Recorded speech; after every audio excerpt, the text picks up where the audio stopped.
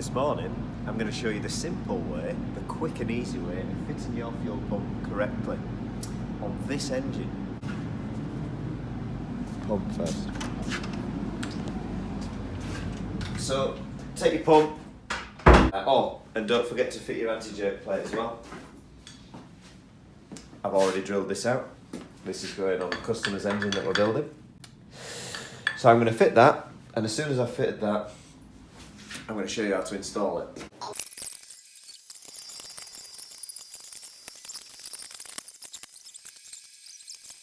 If this was going out to a customer, it would have written on the side, I'll probably do it on this one anyway, fit 10 to 12 degrees after tip dead centre. We do that because the pump has an internal offset of 16 degrees. 16 plus 16 is 32. Standard diesel engine time of procedure, 22 degrees before top dead centre. 22 minus 32 equals 10. That's why we use 10 to 12 degrees after top dead centre. Just like your math lesson of the day. X. I'll tighten that up more than I should have done because I'm going to be taking that off in a minute. And I'm going to write on here, fit X 10 to 12 degrees after TDC.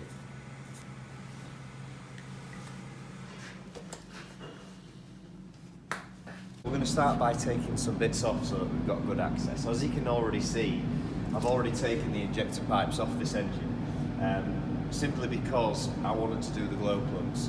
When you're taking the injector pipes off one of these engines, make sure that you've already taped the manifold, the intake track into the cylinder head, because the little plastic clips, they crumble over time and they can very easily fall in there. I've seen that happen to people. They're not magnetic, so you can't get them back out very easily. Right, so we're going to start by taking some bits and pieces off and getting them out of the way. And I'm going to start by taking off the fuel filter housing. Right. So, very important point to make with this. We don't want to chop these pipes. I'll show you which one's to cut and which one's not to, because you're going to reuse some. Take this back pipe off. This is one that we're going to save. You don't want to cut that pipe off. The banjo bolt you're not going to use, because the banjo bolt in the EDC pump is a very long one. And the only other pumps that are mechanical that would accept that are the RS203 models from the later cars. But as they are of a lower percentage, there is a more likelihood that you will use a shorter banjo. Now, I will give you the banjo for free if you need one. You just need to let me know up front. I've got loads in stock. The other option is, if you don't have the banjo, you can always pack this longer one out. As you can see, it's too long and you can pack it out with some washers. But obviously that's not the proper way, but it'll get you by if it's a Saturday morning, you want to get your car running. We're going to take off the fuel lift pump. Now, with this one, be aware that oil will leak out of the pump and make a right mess. So, be prepared for that. Notice how, as I'm working on this engine, I am on a engine stand and I'm not struggling around on the floor on a pallet. So that everything is going to be easy for me. And when things are easy, we tend to do them right. If you're struggling, you're not concentrating. Right, so this hose we don't need. That one needs to be taken directly out of the housing. We aren't going to use that at all. So what we can do is push in the little plastic clip. You can use a screwdriver or whatever you want. Push that all the way in. And then right, that's out. Okay, so we're not going to need that because that's going to get in our way. We'll just cut that off. Right, so we're not going to need this pipe that goes to the fuel pump here. So we'll cut this off. Give yourself a little bit of length just so that you can slice this with a knife, because you're going to put your fuel pipe to the fuel tank onto there. This pipe we're not going to use either, because onto the mechanical pump you're going to have to go from this with a rubber line straight onto a banjo fitting on the front. Now these hoses that go onto the injector returns, I would always advise you replace. I'm going to cut that just to make it easy, but I would always suggest replacing those. Right, so you take this off in one piece. Now this you're going to refit when you put the mechanical pump on. This bolts straight onto your mechanical pump, this bolts straight into the back of your mechanical pump, and the only hose you need to make is the one from this to the front of the injector pump. Now these brackets are different mechanical to electronic as well. Sometimes if you want to use this type, it has a different offset so you can put a spacer in there. I'm going to use the proper one because I've got plenty in.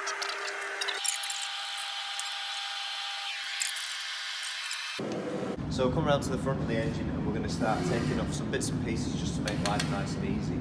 I'm going to just whip the bolts that kind of hold the tensioner in place, because I'm going to need those out of the way anyway to paint the engine. But it's always good to move that out of the way because it makes life easy.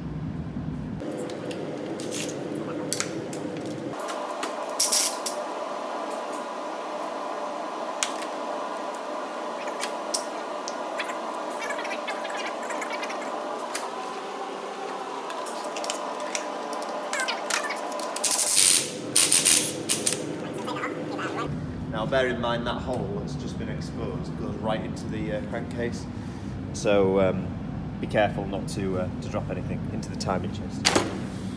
Right, now we have full access to the vacuum pump cover, which is really good.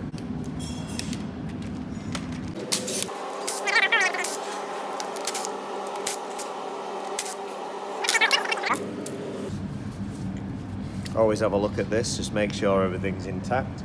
Now this gasket cannot be reused, you can't silicone it up, you must replace it. We sell them, they're cheap, you have to replace it, and I'll show you why. If you look at this here, there's an oil gallery that actually feeds this vacuum pump. Now, if you silicone this section, what ends up happening is you block that oil gallery and oil just sprays out everywhere. It doesn't tend to stop the oil going through, it tends to spray it outside. The next thing that we need to do is we want to loosen this nut that's actually holding the timing gear in position. Now the nut's a reverse thread, so remember that. It is a weakened nut as well, a weakened bolt, which is designed to snap if you try and over-torque it. Right, so we're just going to slacken it and then tighten it back up by hand. So that's literally not going to go anywhere, but it's going to be really easy for us to undo once the timing's set. Because what I don't want to do is set all the timing where I want it and then have to gun that nut and everything gets jolted. Right, so next we're going to remove the hook in the side, 17mm, and this is the most important part of the whole procedure. We're going to rotate the engine round until we can see the pointer pointing in that hole. So, right, we're going to rotate this and I will show you with the torch where you need to be. If you actually, it's already in position. Can you see the little, hang on, I'll get a screwdriver so I can point at it. It actually looks like the end of a screwdriver tip. Just inside here you can see that little tip. Now, it's not coincidence that that is actually there. I had a Portuguese customer come over the other day and he wanted me to show him how to fit a pump, and I just did show him on this engine.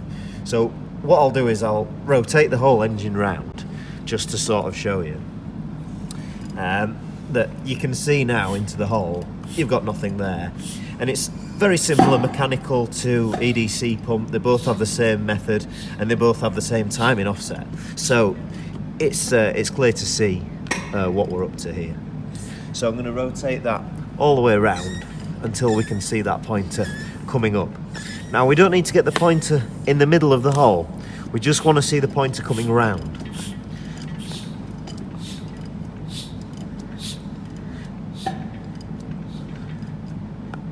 Right, we can just see the pointer there at the top of the hole coming round. It's covered in oil. We don't want to put that in the centre yet, and I'll show you why.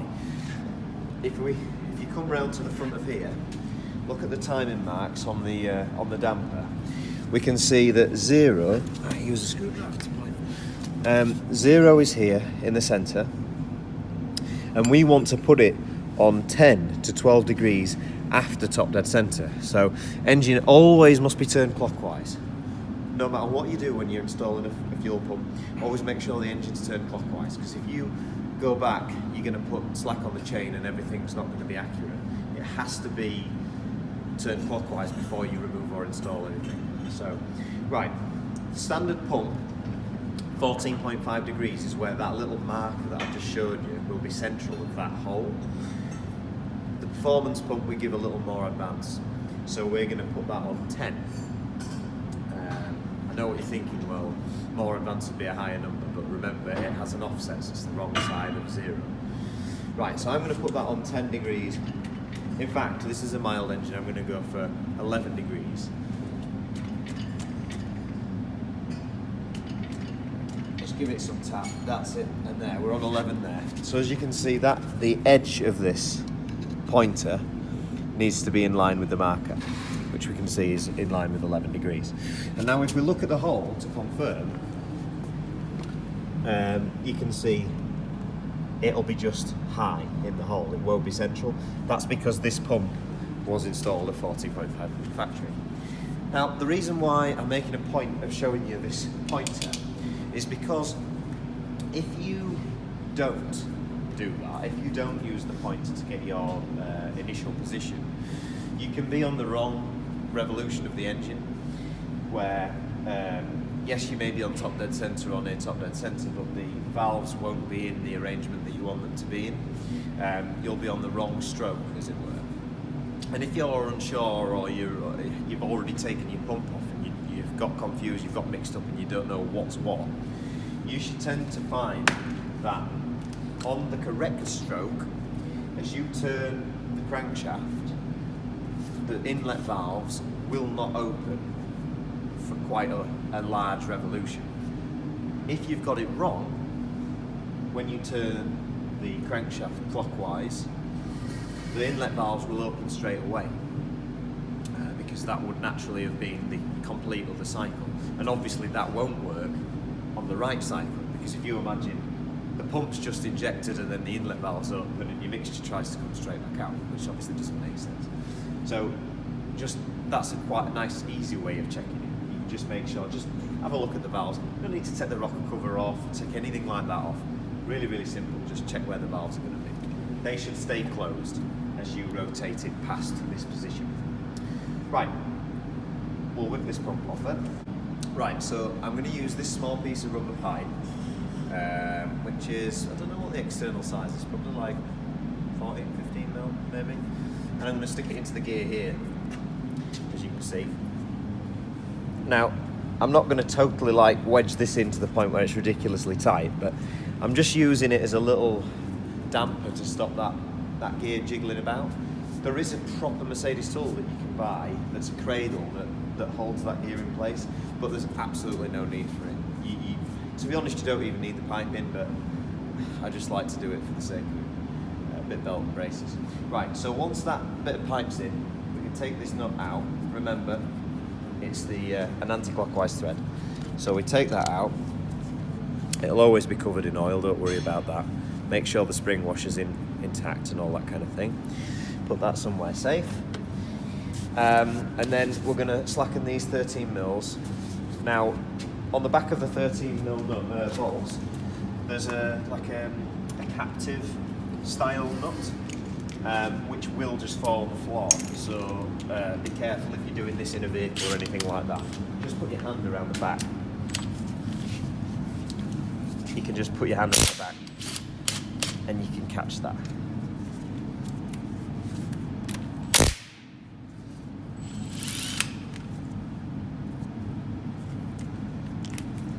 And this is the last one, so when we do that one, we want to be ready to take the pump off.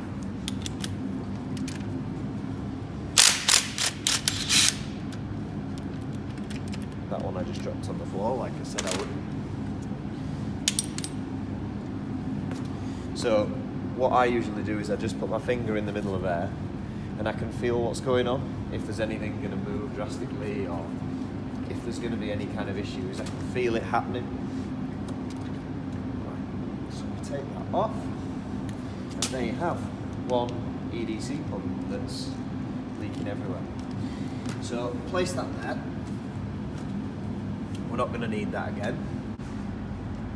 Take some cloth or rag or whatever, pop it into the back of that hole, and you're going to have some rust around here and dirt sort of build up. Nothing too drastic, but just give it all a nice bit of a wire brush off, just so that when that pump goes in, it seals nicely, and you're not going to have any issues with it not quite butting up correctly, or you know, even worse, the oil seal not sealing correctly.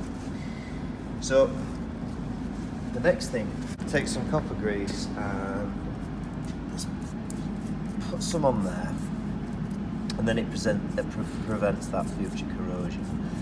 Also, it'll allow your pump to turn nicely. Now this is the actual minor timing adjuster, so you can use that for small amounts of timing adjustment. So we're going to rotate that down by 5 mil. So if you look at the actual threads here, there is no exact science to this, but we're going to just turn this clockwise in around about 5 mil. You don't want to go all the way to the bottom, because if you do that, then the bolts will go in the holes. Make sure you've got your pump bolts already in the holes ready, so that when you get your pump, you can slot it straight on and you're not going to be fiddling and struggling to find the bolts. Make sure these are in a position nice and easy for you to just slip straight on. Right, let's get the pump. Rotate your injection pump. Now don't use mole grips. If you haven't got anything, this is an old timing device. If you haven't got a proper tool to put on the splines to rotate it, just use something soft like a rag, because if you ball the threads, the spline up on the end of there, it's going to be a real nightmare to sort it out. So line that up with a hole exactly like we did, look. Same as on the other pump. You can see it in there. Get that in the centre. Then take your pump locking tool, which is just technically a little blocking tool. We screw that in there. Now once that's right in, push the top of it with your thumb and just try and turn that. It shouldn't turn, it should be locked. And if it's locked, good. Take your O-ring that I will have supplied with your pump that I should have hopefully supplied, and we're good to go. We're ready to install it onto the engine.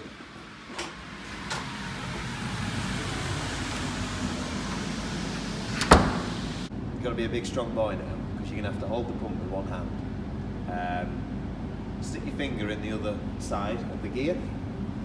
In that gear, you're going to put your finger in there.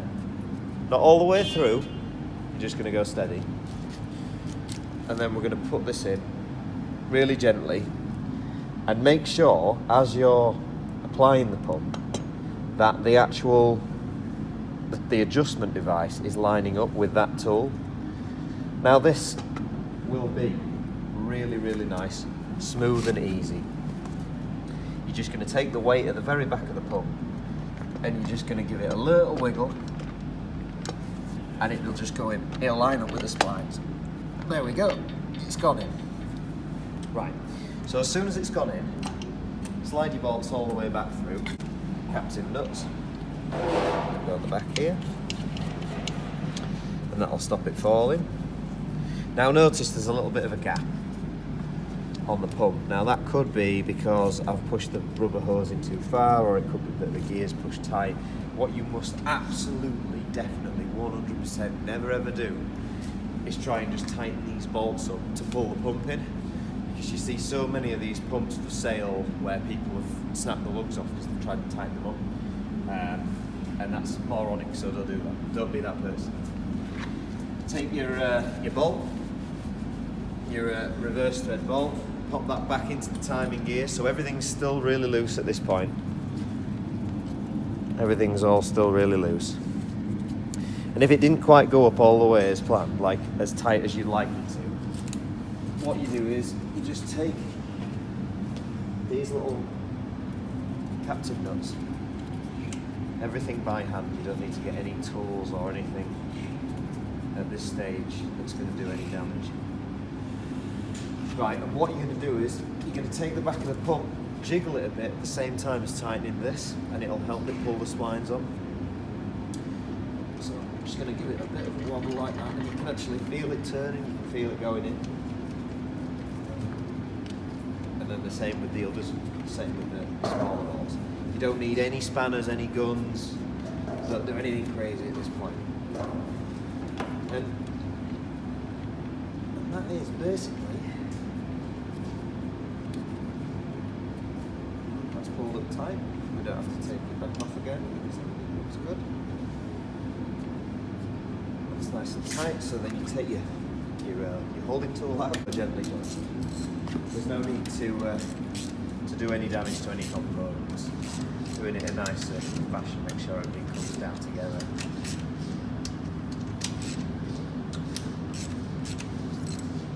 We're not going to go silly, they're only M8s.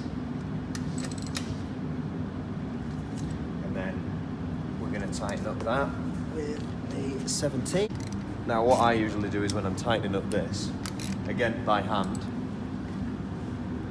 I keep my eye on the locking tool, and you can actually already see that that locking tool looks like it's popped out, so that may not be aligned. So I'm going to tighten this, and then I'm going to check where that's potentially moved to. Right, so we tighten that up. 3/8 ratchet again, we're not going stupid on anything.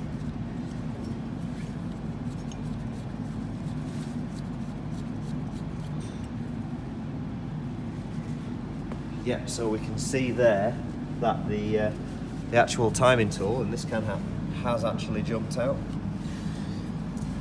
So what we're going to do is we're going to rotate the engine twice just to ensure that the chain is taut before making those final adjustments to make sure that's bang in the centre of that hole.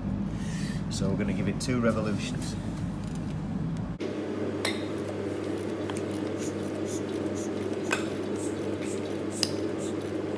That's 1 revolution, and you shouldn't be able to see the marker because we're on the backstroke. Pump always turns at half engine speed. Now we're coming up on the ejection stroke. That's 0. And we want it between 10 and 12. So we're going to see it, right there at 12. Okay, so you can see we're very slightly out of centre, and that's why we have the ability to do the fine adjustment.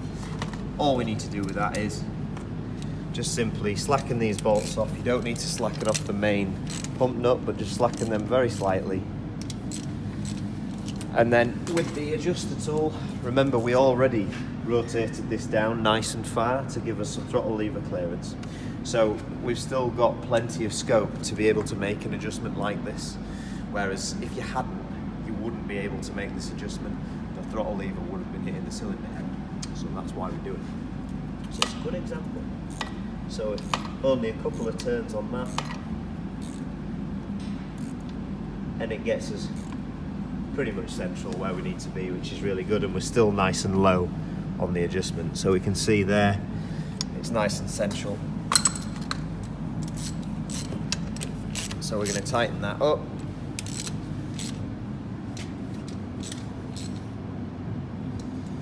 And that's it, your pump is basically fitted and timed. Make sure that before you do anything, your timing tool's removed. The next step, I'm going to just show you how to reinstall the fuel filter housing, which is nice and straightforward, and how to just clean that surface up with the gasket on. So here I'm just getting out some banjos that are suitable for the 603 pumps, banjo bolts should I say. I have a sort of drawer full of, well, crap, but the good thing is I've got lots and lots of these banjo bolts and plenty of these also. So if you need a barbed fitting, you know, I've got plenty in. So you're going to need some of them. So we're going to need these 4 copper washers because we're using the right size banjo, as I mentioned earlier, if you're going to use the longer banjo in the 603 pump, you can. You just need to pack it out with washers, and that works just fine. But I've got the proper ones in stock, so I'm just going to use the proper ones. So we're going to need that. That's the shorter bracket for the pump. That's the 603 one. We've got the pressure banjo, the feed, and this, which is going to be in place of the original plastic fitting. That's pretty much all you need.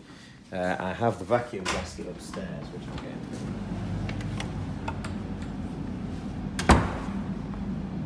So we're going to put that. That's our lift pump gasket. I'll put this little bracket on. So I'm not condoning that you should leave this off, but I have seen a heck of a lot of setups where people don't even bother putting the right bracket on. And I can't say that's really the right thing to do, although I've seen it work. Tricky to get to these compared to on the EDC pump, but like I say, if you're on an engine standard, not scrabbling around on the floor and pallet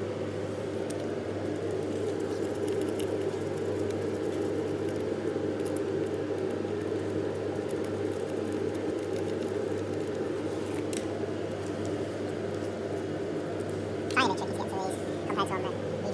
sure all of us have done, it makes life a lot easier. So that's the back wrapper taken care of. Again, just a wire brush on the top of there, that makes it nasty.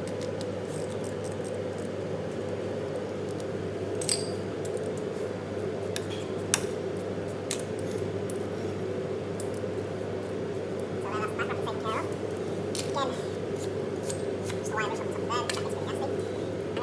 next just so that we've got All that's sealed and clean. I'm just going to get a gasket. Gasket. Keep them in stock, it's essential, you need to fit one. So have that on hand. Place that there. Just give the area a clean.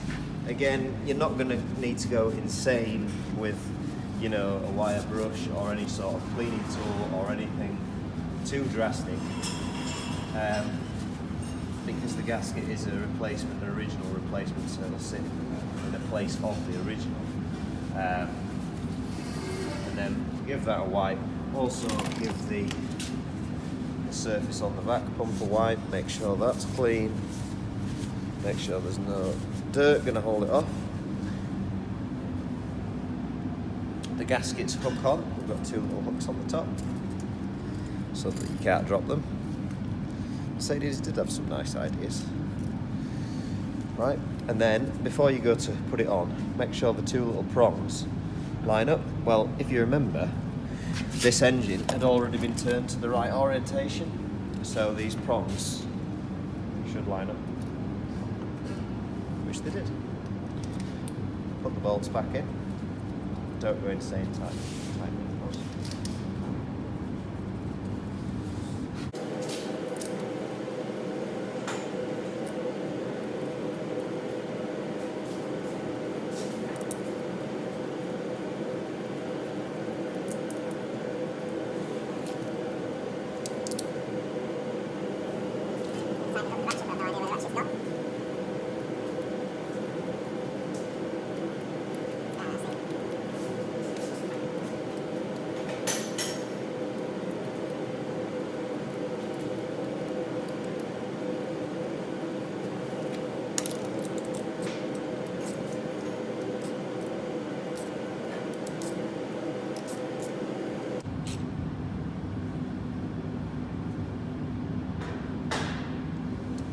Just have one final check around all bolts, 13s.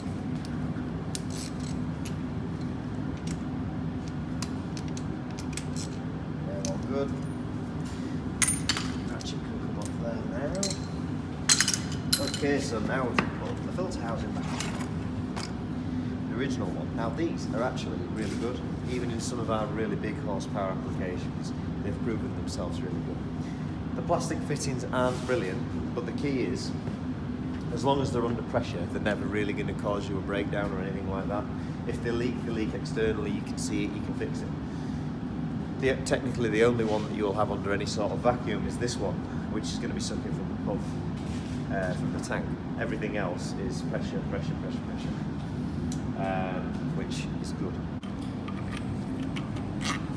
These two long bolts that go in there, they actually go straight through the cylinder head and into the block. Now a lot of people that run without these filters on, they leave them off. Well, would you leave a couple of Southern Red bolts out? Probably not. Your return banjo, that's the pressure banjo, the one that actually holds the pressure in the pump. Take out your little rubber bung that Lukey boy Dale, speaking, will have put in your pump when he built it. So I like a blunt knife blade, you know, like you have your favourite little thing as well. Knife blade that's kind of been used a lot for this kind of thing. A brand new one, they can be a little bit too snatchy and they grab all the aluminium, so we'll just give that, oops. Around there just to get that gasket off.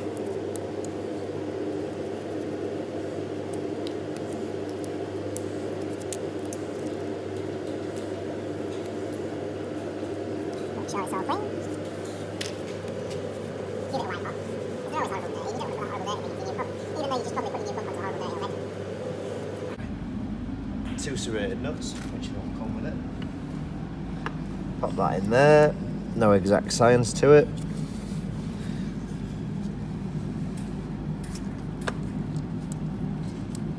There will be some resistance because you're pushing against the piston. I'm going to tighten that up. Just with the tiny tiny little quarter ratchet, so we don't want to break it.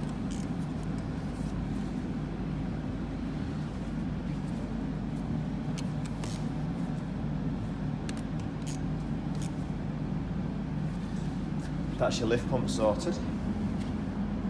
And then we take the front banjo. Now this is the bit that you won't have if you only had a 606 engine. This, the front banjo, the feed. Take this, make sure everything's free of dirt inside, and we're going to pop this on the front into this part. If I can get the bung out.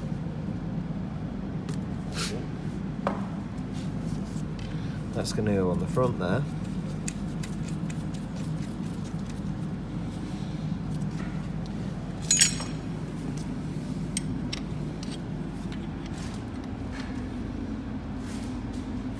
Right, and you're going to connect that to this. So you see this one that I cut off earlier? We're going to just go straight from there to there. And how the circuit works, fuel tank, the pipe comes in from the fuel tank, comes into here, suction, and then this pump pressurizes the fuel up here and into the fuel filter housing. The fuel filter being pressurized. That goes around the fuel filter and then comes out of this point here into the fuel pump, fills the rail, and then that rear banjo that I showed you earlier has a restrictor built in. So it builds up pressure between the pump and this banjo, so the fuel filter housing and the fuel pump, everything is pressurized. Then the leak off comes back up here to this T-piece here. The injector pipe runoff also goes into it, and then this pipe goes back to your fuel tank. And that's basically how you plug up your fuel filter housing.